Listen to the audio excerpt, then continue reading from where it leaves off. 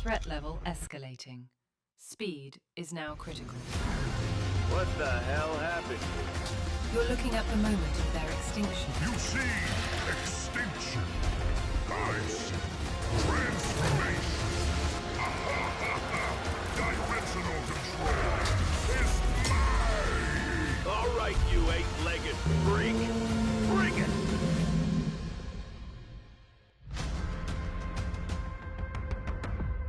Reality is a cage, and I have found the key.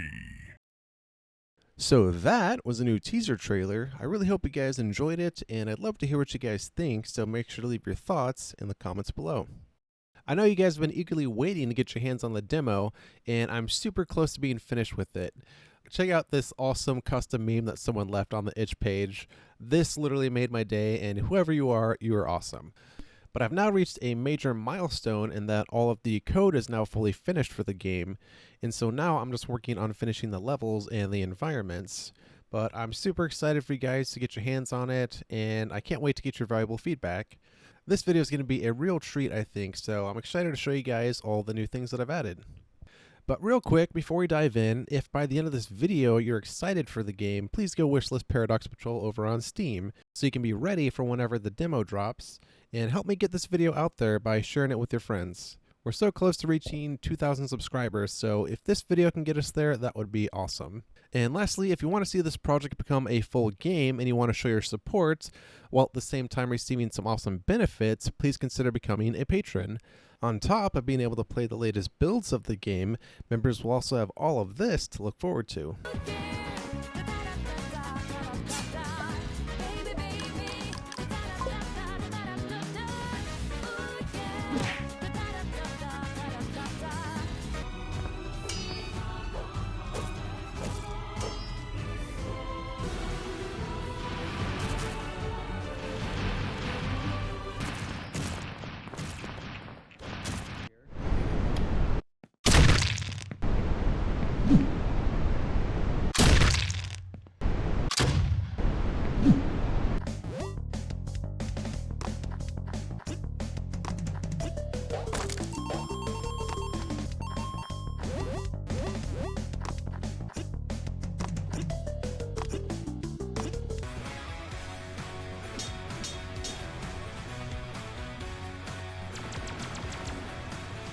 But the thing I think will be of most value are the tutorial projects that I created to train our interns when I was lead developer at my previous job.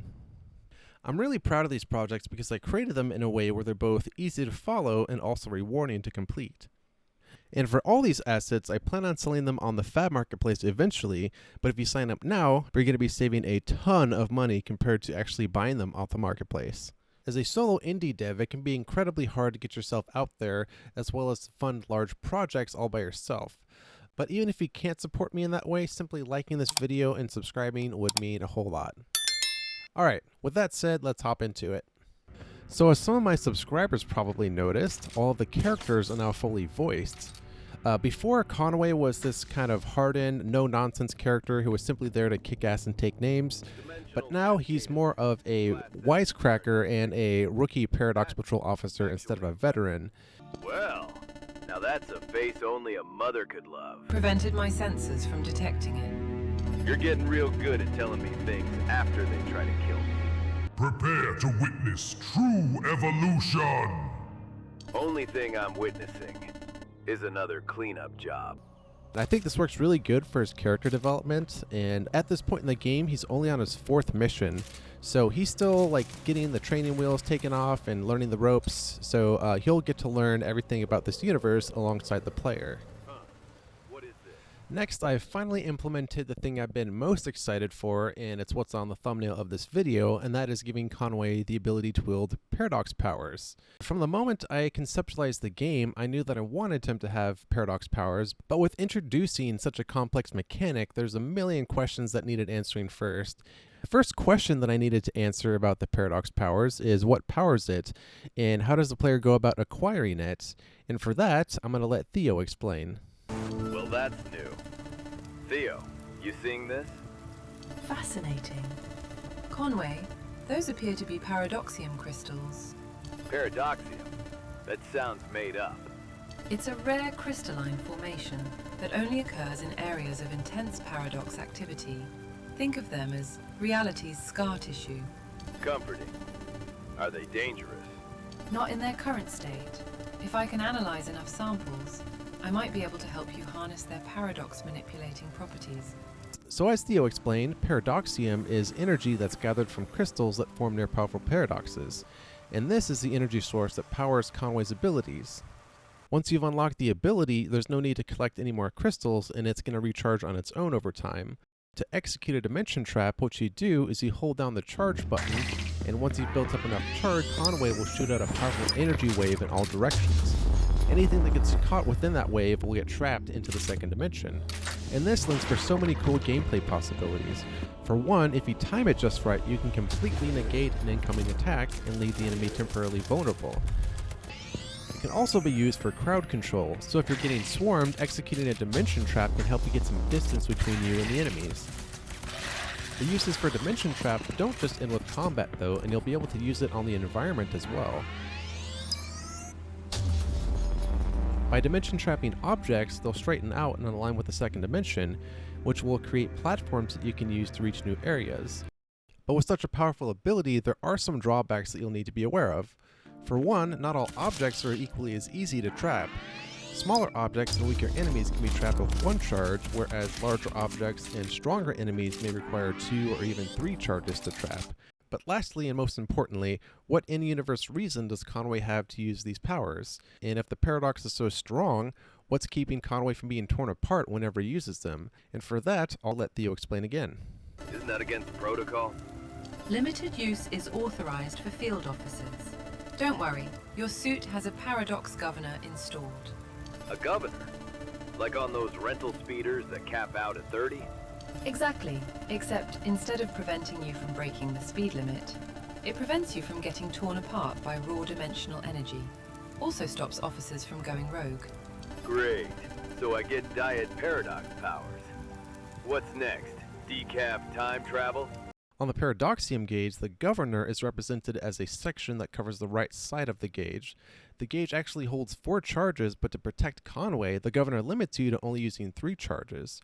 But why create a gauge that holds 4 charges and limit it to just 3? Well, that's just something you're going to have to find out when you play the demo, because the governor has a very special purpose in the game, and I don't want to spoil it for you here.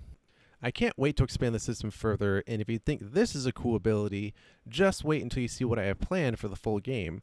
Lastly, in a previous devlog, you might have heard me slightly mention the Signari, which is the alien race who left behind the artifact that Magnus is after.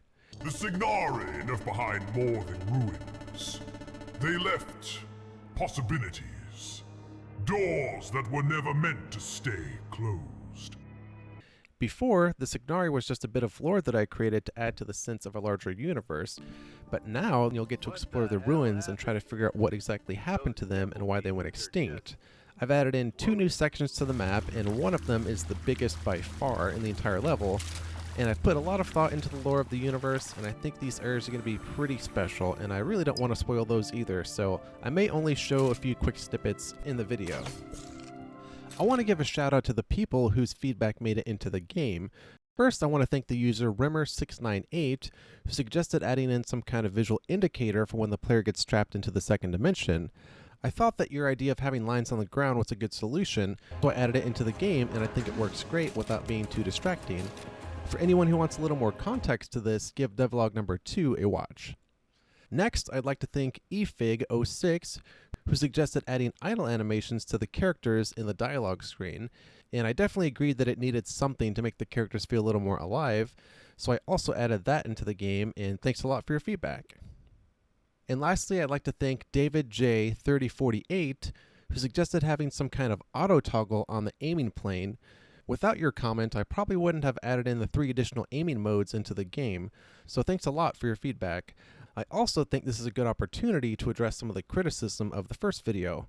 So in that video, there were a lot of comments that were comparing the game to Metroid Other M and Shadow Complex. And while I can definitely see where you're coming from, in order to convert the system I made to play more like those games, it actually required a lot of heavy modification, and I actually had to work backwards and take some stuff away to make it work. But I think that will do it for this video, guys. I hope you enjoyed it, and if you haven't yet, please go wishlist Paradox Patrol on Steam, and keep an eye out for when I post the next video in the next 1 to 2 weeks, as that video will be announcing the launch of the demo. Thank you all so much for watching, and I'll see you guys then.